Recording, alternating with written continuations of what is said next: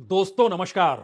कोशिशें तो बहुत हुई कि एक राष्ट्रीय स्तर पर नैरेटिव बन जाए और अंतर्राष्ट्रीय तौर पर प्रधानमंत्री मोदी की छवि इस लोकसभा चुनाव में शोर शराबे के बीच कहीं ज्यादा बेहतर तरीके से रेंगने लगे।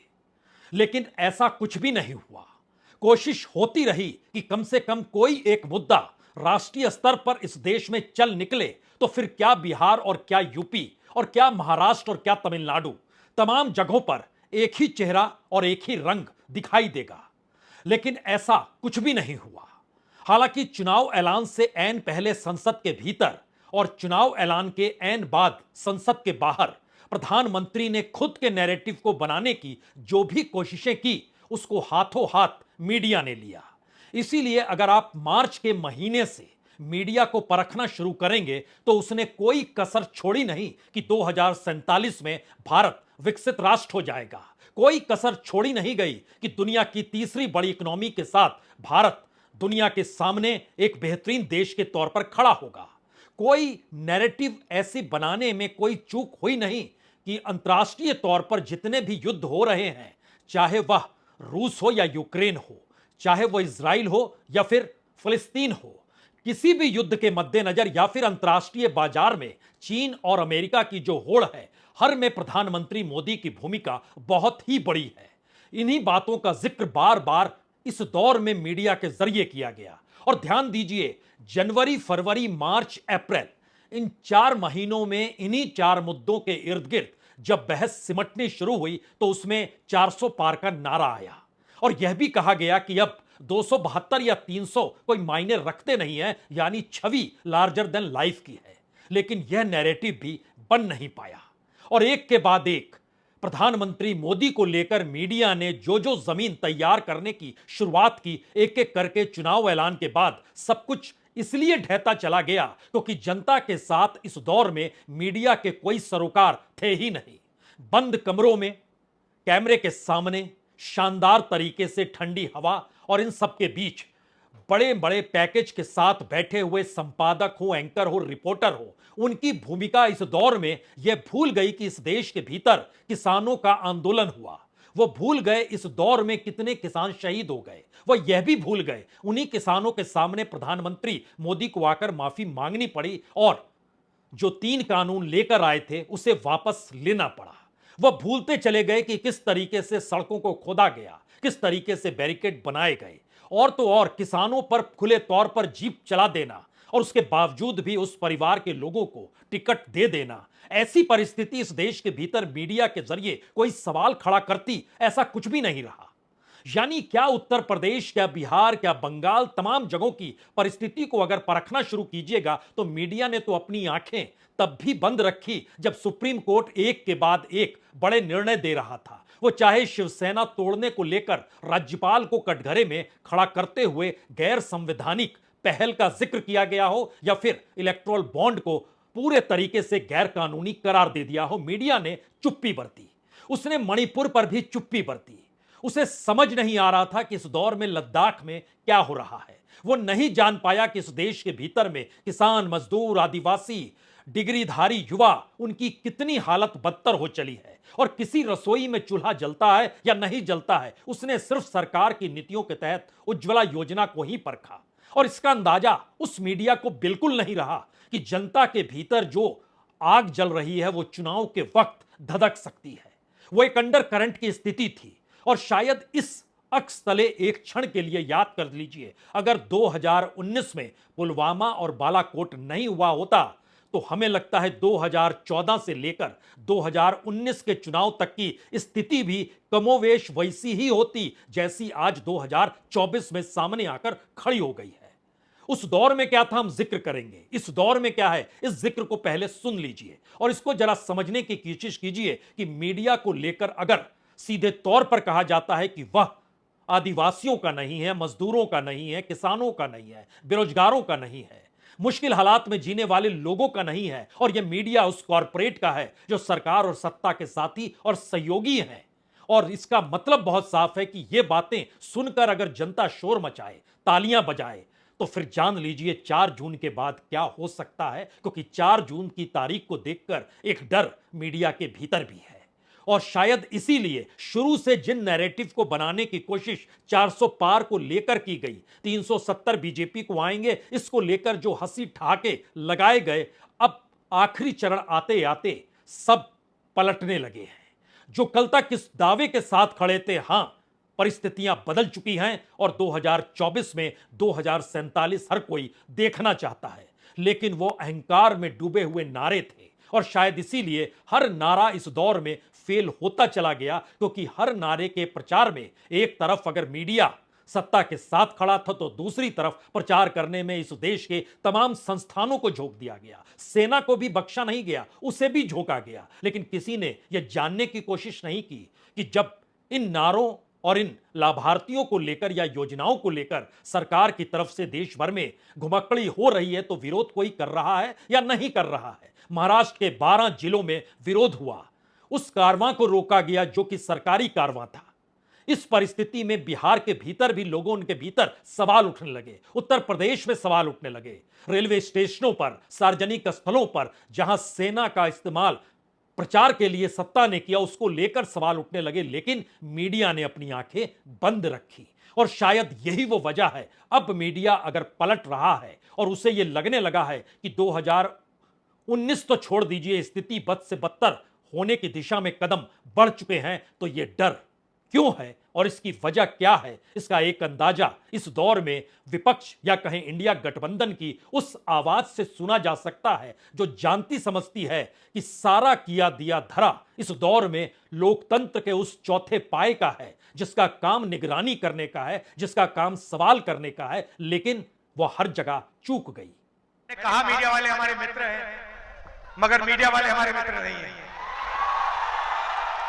वो किसानों के मित्र नहीं हैं, गरीबों के नहीं हैं, मजदूरों के नहीं हैं, पिछड़ों के नहीं हैं, दलितों के नहीं हैं, आदिवासियों के नहीं हैं, वो अदानी जी के हैं, बड़े बड़े अरबपतियों के हैं। कभी तेजस्वी जी का इंटरव्यू होता है, मेरा इंटरव्यू होता है, प्रेस कॉन्फ्रेंस होता है, सवाल पूछते हैं, उल्टे सीधे सवाल पूछते हैं। पता नहीं आपने नरेंद्र मोदी जी का इंटरव्यू देखा नहीं देखा? देखा? उसमें उनके सामने 4 चमचे बैठ जाते हैं और फिर कहते हैं, प्रधानमंत्री जी आप आम कैसे खाते हो? दरअसल किसी ने सोचा नहीं था कि एक ऐसी हवा अंडरकरंट इस देश के भीतर, वो कर्नाटक हो, वो महाराष्ट्र हो, वो राजस्थान हो, वो उत्तर प्रदेश हो, वो बिहार हो, वो तमाम जगहों पर बहने लगेगी, जहां पर बड़ी तादाद में सरकार ये मानकर चलती रही कि लाभार्थी उसके साथ हैं और मीडिया ने यही शोर मचाया कि यह इनके साथ है। तो मीडिया के शोर तले इस देश की हकीकत दब गई, सरकार की कानों में जू नहीं रहेंगी और जिस चक्रव्यूह को उसने अपने लिए बनाया वही चक्रव्यूह अब डसने को तैयार है। इसीलिए ध्यान दीजिए, जिन बातों का जिक्र मार्च के शुरू में किया जा रहा था, आज की तारीख में जून बीतते बीतते कमोवेश हर वो सेफोलॉजिस्ट मानने लगा है स्थितियां नाजुक है, रंग बदल रहा है। लेकिन इस बदलते रंग की परिस्थिति में मीडिया के भीतर जिस बात का डर है कि 4 जून के बाद क्या होगा, तो वो आखिरी लड़ाई भी लड़ने को तैयार है। और इस आखिरी लड़ाई में मोदी से ज्यादा बौखलाया हुआ मीडिया अब भी राहुल गांधी को पप्पू कहने से चूकना नहीं चाहता है। वो मैसेज देना चाहता है कि हम डूबेंगे लेकिन आपके साथ डूबेंगे, अगर आप बच जाओ तो हमें डूबने से नहीं आगे बढ़ने की दिशा में कदम बढ़ा देना। और ध्यान दीजिए, जिन सवालों को मीडिया प्रधानमंत्री के साथ उठा रहा है, और यह पहली बार है किसी चुनाव के वक्त में रिपोर्टर है, एंकर है, संपादक है, 3-3 इंटरव्यू हर न्यूज चैनल को इसलिए दिए गए क्योंकि 2019 को अगर आप याद कीजिएगा तो उस समय प्रधानमंत्री मोदी के लिए एक समानांतर चैनल शुरू कर दिया गया था और यह सवाल पार्लियामेंट तक के भीतर उठा, यह चैनल किसका है? सरकार की तरफ से कहा गया हम नहीं जानते हैं किसका चैनल है, जबकि इस देश के भीतर किसी भी चैनल को शुरू करने में हरी झंडी एमएचए यानी होम मिनिस्ट्री से लेनी पड़ती है। लेकिन बावजूद इसके 2019 तरीके से इस बार कोई चैनल तो शुरू नहीं हुआ, 2019 की तर्ज पे कोई नेशनल नैरेटिव भी नहीं था। और शायद इसीलिए हम कह रहे हैं कि 2019 की स्थिति भी नाजुक थी। अगर पुलवामा और बालाकोट नहीं हुआ होता, क्योंकि अगर आप 2014 में मोदी सरकार को बनते हुए देखते हैं तो 2015 में दिल्ली में चुनावी हार बीजेपी को मिलती है। 2015 के आखिर बीतते बीतते नवंबर के महीने में बिहार में हार बीजेपी को मिलती है। 2016 में याद कीजिए बंगाल में बीजेपी को हार मिलती है, असम में हार मिलती है, तमिलनाडु में हार मिलती है। 2017 में गुजरात में जीतने के लाले पड़ जाते हैं। 182 में से 100 का आंकड़ा भी छुपाने की स्थिति में बीजेपी नहीं आ पाती और लगने लगता है कि बीजेपी पहली बार गुजरात में भी हार जाएगी। उस वक्त याद कीजिए कांग्रेस को 77 सीट आई थी, बीजेपी को 99 सीट आई थी और 99 सीट पर आने की सबसे बड़ी वजह जो दूसरे चरण का मतदान गुजरात में हो रहा था उसमें एक झटके में वोट का परसेंटेज बढ़ गया, जो मौजूदा वक्त में भी सवाल खड़ा कर रहा है कि कैसे चुनाव होने के 10 दिनों के बाद वोट परसेंटेज क्यों बढ़ जाता है। और उसका असर उस वक्त गुजरात में यह हुआ था कि राजकोट हो, सूरत हो, अहमदाबाद हो, गांधीनगर हो, वडोदरा हो, भावनगर हो, अगर आप सिर्फ 5 जिलों को ले लीजिए यानी राजकोट, सूरत, अहमदाबाद, वडोदरा और भावनगर, तो यहां की कुल 62 में से 50 सीटें बीजेपी जीत गई थी और यही उसके लिए सबसे जीत का पैमाना बन गया जहां वोट परसेंटेज बढ़ गए। तो राजनीतिक तौर पर उस दौर को अगर आप परख रहे हैं तो 2017 के बाद 2018 में आइए, राजस्थान में, मध्य प्रदेश में, छत्तीसगढ़ में तीनों जगह बीजेपी को हार मिली थी। लेकिन 2019 के फरवरी के शुरुआत में अगर याद कीजिए तो 14 फरवरी को पुलवामा होता है, 26 फरवरी को बालाकोट एयर स्ट्राइक होती है और उसके बाद इस देश का नैरेटिव बदल जाता है। लेकिन अब उसी नैरेटिव के अक्स तले अगर 2024 को लाकर रखिएगा तो सवाल मजदूरों का है, किसानों का है, बेरोजगारी का है, महंगाई का है, आदिवासियों का है, दलितों का है। ये इतने सवाल लगातार रेंगने लगे कि सरकार के पास जवाब दे पाने की स्थिति इस दौर में नहीं थी। और यही वो वजह है जो बिहार और उत्तर प्रदेश के भीतर जिन्होंने कोविड काल में प्रवासी मजदूरों के संकट को देखा, समझा, परखा और भोगा, उनके सामने सबसे बड़ा संकट आ गया कि यह कौन सी परिस्थिति है। उसी दौर में असंगठित क्षेत्र जो नोटबंदी के बाद डगमगाया था और जीएसटी के बाद जो व्यापारी तबका डगमगाया था, कोविड काल के बाद वह भी संभलने की स्थिति में नहीं आ पाया। इसीलिए 2019 के चुनाव में एक नेशनल पर्सपेक्टिव और नेशनल नैरेटिव इस देश की मीडिया ने बनाया, लेकिन 2024 में बनाने की कोशिशें हुई, वो काम नहीं कर पाया। इसीलिए जो सोच नहीं सकता था कि उत्तर प्रदेश और बिहार में मानकर चला जाता था कि अगर नीतीश कुमार इधर से उधर चले गए तो फिर बीजेपी को लाभ होगा, एक झटके में जो पूरा वोटिंग पैटर्न है उसने चीजों को धराशायी कर दिया। उत्तर प्रदेश में हर कोई मानने को तैयार नहीं कि योगी की मौजूदगी हो और प्रधानमंत्री मोदी हो, यानी डबल इंजन ऐसी कि मोदी योगी के नाम का एक ऐसा युग्म बन रहा हो जिसमें आरएसएस की प्रयोगशाला गुजरात से निकलकर पूरे तरीके से यूपी में समा चुकी हो। बावजूद इसके वहां परिस्थिति डगमगाने लगी और डगमगाती परिस्थितियों के बीच जो कल तक चेता रहे थे अब उनको चेताने की स्थिति में वो छत्र पाकर खड़े हो गए। जो अपने तौर पर मानकर चल रहे थे इससे पहले स्थितियां बीजेपी के अनुकूल है और इस अंदाज के साथ अब वो बताने लगे कि 4 जून के बाद परिस्थितियां खास तौर से मीडिया को भी सामने लाकर रखना पड़ गया, क्योंकि हर कोई जानता है सरकारी संस्थान और नौकरशाही की नियुक्ति तो सरकार करती है, लेकिन मीडिया में संपादकों की नियुक्ति सरकार नहीं करती है, जो इस दौर में होने लगे। उस कॉरपोरेट की पूंजी के साथ उसका रिश्ता कम होता है जो मीडिया में लगा हुआ वह भी खुलकर होने लगा और शायद इसीलिए पहली बार अब निशाने पर मीडिया भी आया और मीडिया में 4 जून को लेकर जो डर इस दौर में समाया हुआ है वह वजह सिर्फ इसलिए भर नहीं है कि उसने जो बीते 10 बरस में किया, दरअसल उसकी अपनी साख गई, अब सवाल उसके अपने धंधे का है। और शायद इसीलिए अब नेताओं की जुबान पर भी मीडिया शब्द रेंगने लगा है।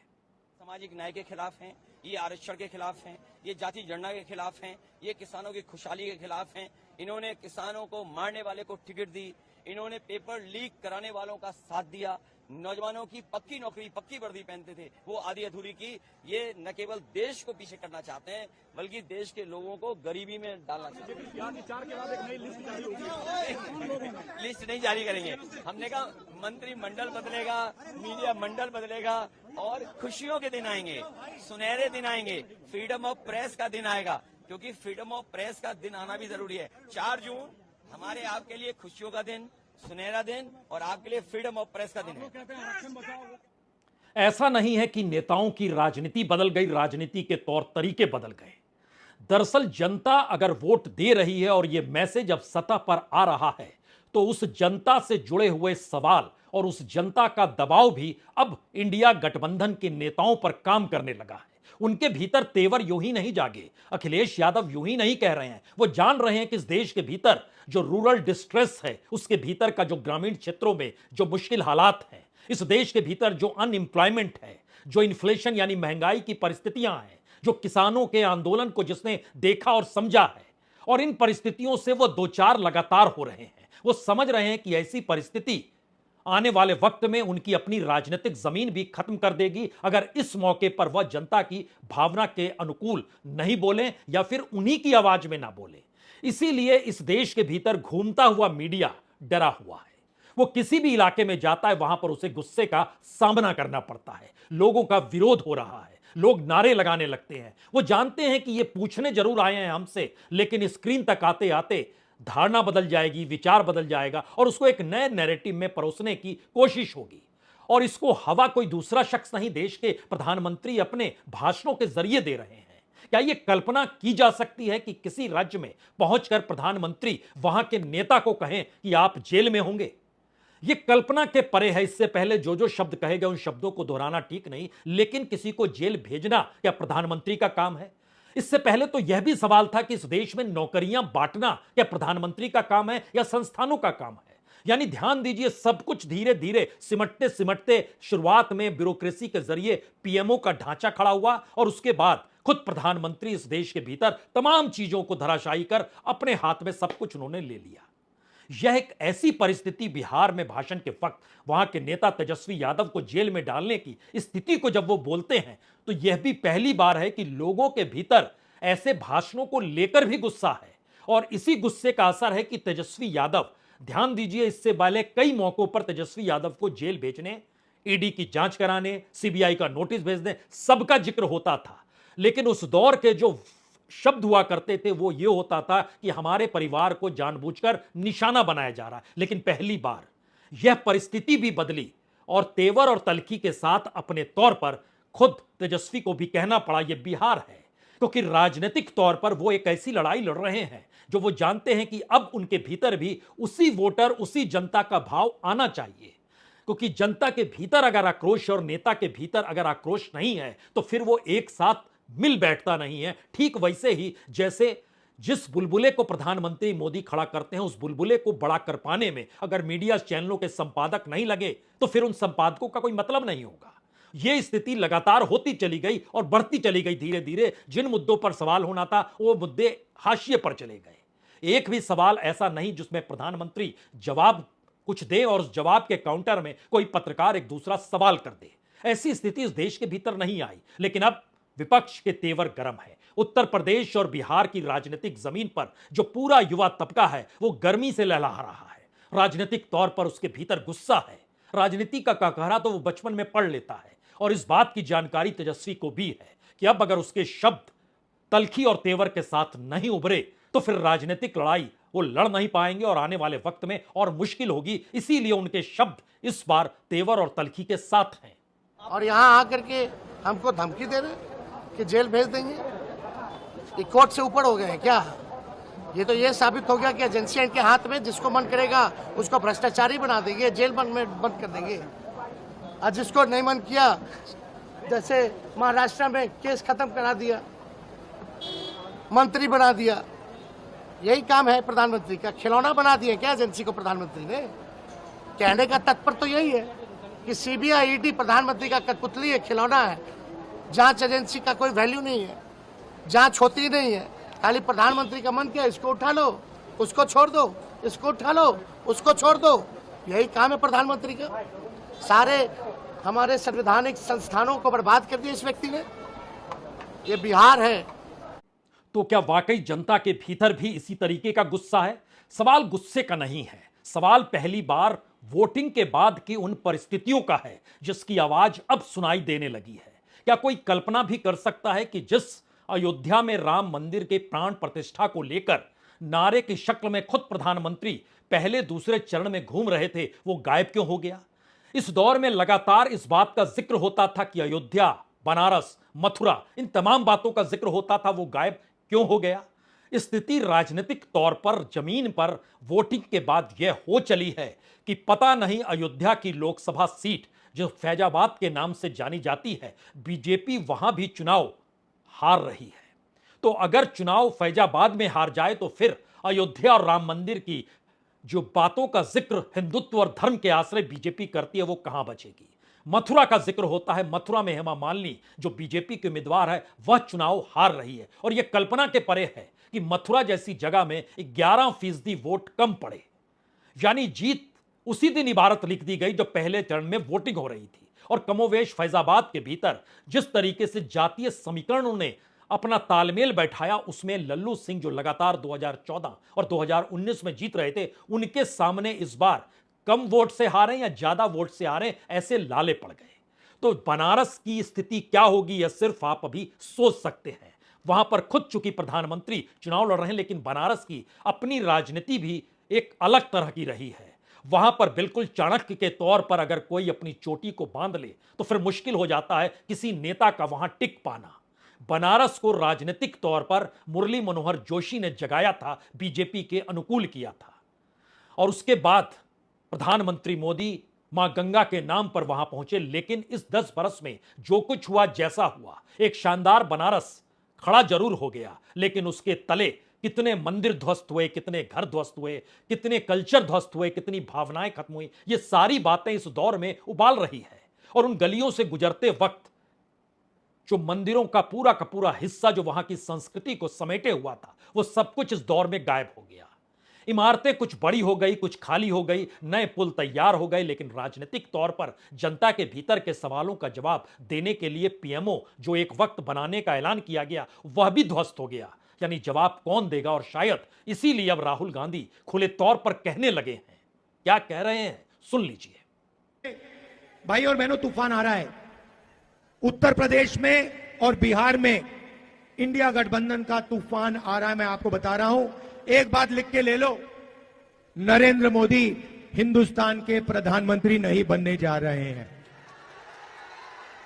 ये गारंटी करके तो 4 जून के बाद जो स्थिति इस देश के सामने बनेगी, जाहिर है उसका सबसे ज्यादा खौफ दिल्ली से सटे नोएडा में फिल्म सिटी में जरूर है, जहां से तमाम न्यूज चैनलों की मौजूदगी है।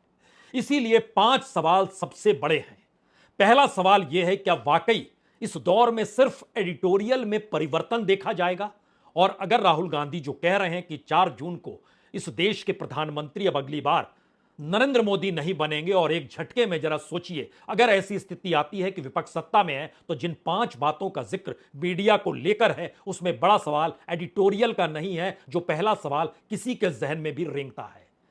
दूसरा सवाल उससे बड़ा सवाल है कि इस दौर में कॉरपोरेट ने मीडिया पर कब्जा कर लिया और कॉरपोरेट के पूंजी के आश्रय इस देश के न्यूज चैनल चलने लगे।